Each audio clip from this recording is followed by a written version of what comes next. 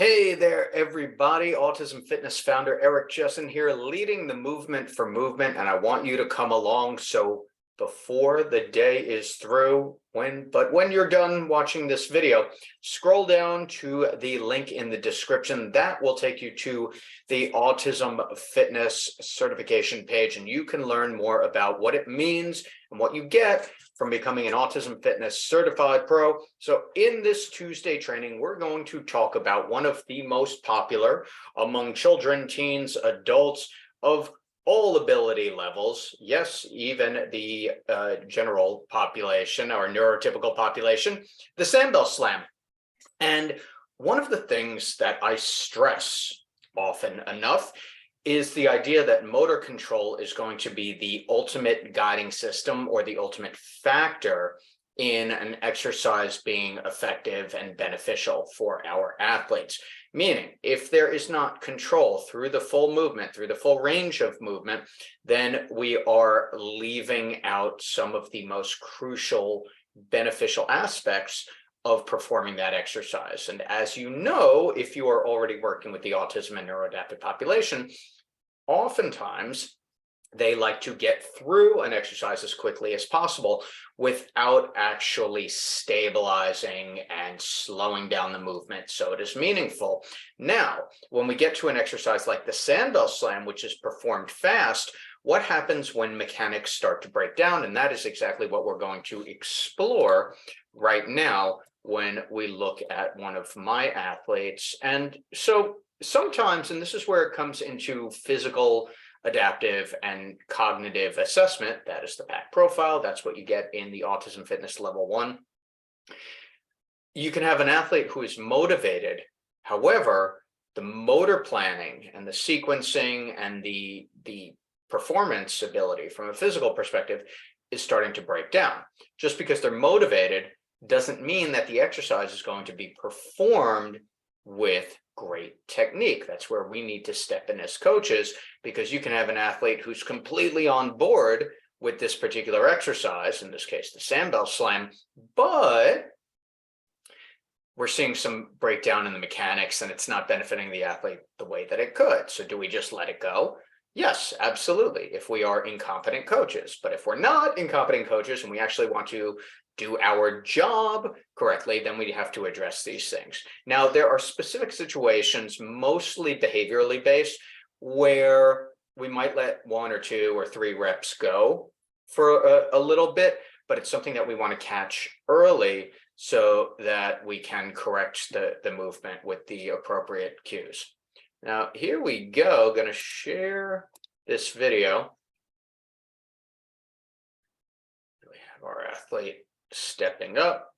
Clearly, this is a few months back. So here we have our Sandbell slam, and you see the first one he does. I'm going to bring this back. So the first one he does from right, I'll pull it back one time, right there.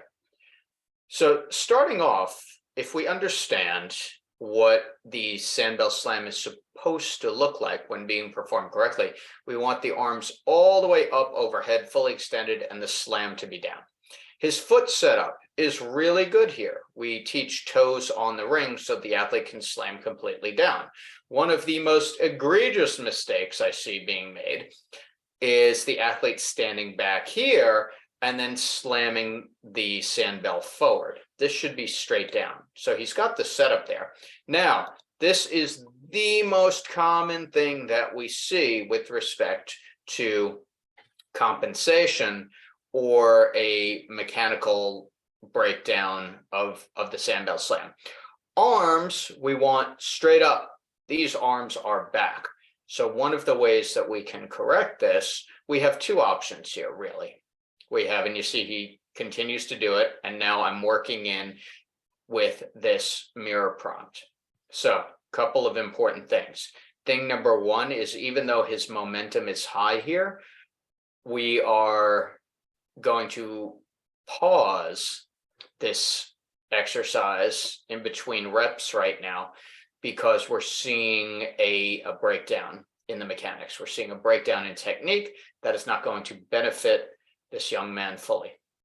So what I'm doing here is stepping in with a mirror cue to get those arms up. See, he's resetting. That's way better. I step back, again, way better. Arms are a little bit back.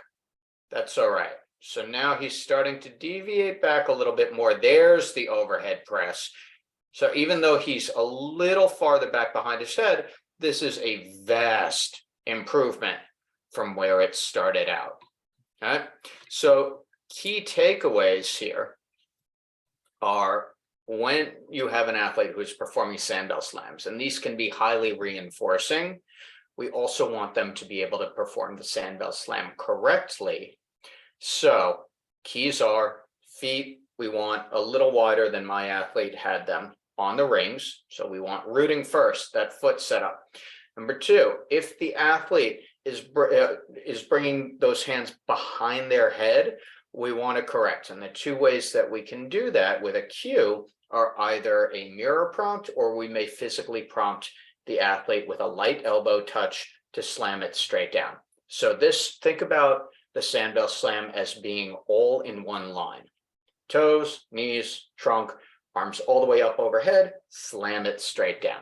And then your athlete gets the most out of that program, out of that exercise, and you get to maximize your coaching and see progress that you would never have thought possible, and that parents and family members and other educators and therapists working with your autism and neuroadaptive athletes would never have thought possible either. But we're going about these things correctly, sequentially, and approaching it in the way that your athlete needs. I'm Eric Chesson, founder of Autism Fitness. I think you're ready to become an Autism Fitness Certified Pro. Link is down there. I will see you at one of the future live virtual or in-person practicals where you get a full day of hands-on, feet-on, brains-on training. Thanks for watching.